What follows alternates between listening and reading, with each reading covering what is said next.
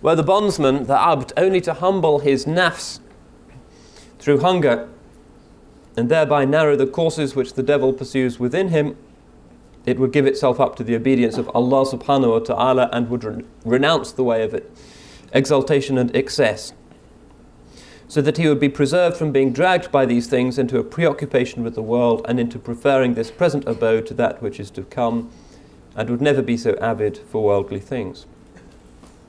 Again, a large statement. He's offering this apparently simple prescription for all of the derivative vices. And this might seem hyperbolic or an exaggeration, but when you think about it, Ramadan has only just passed. This state that he calls exaltation, batr in Arabic, the kind of exuberant, swaggering, is not possible when you're fasting. You can't swagger when you've been fasting all day.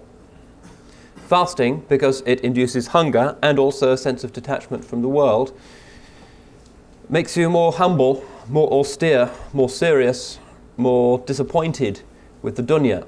You cannot swagger when you're fasting, and if you do, then it's unnatural. And we all know that if we fast properly, these other vices, if we come to think about them, become less common because they are to do with the ego being puffed up. Pride, ostentation, self-regard, myself, the me as the center of the universe. That's much harder when you're fasting.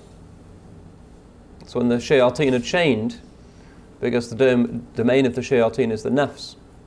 So even if you're not fasting, if you are to some extent hungry, then the shayateen again are chained, and this kind of confident swaggering through the world, which is the way of modern man, becomes harder.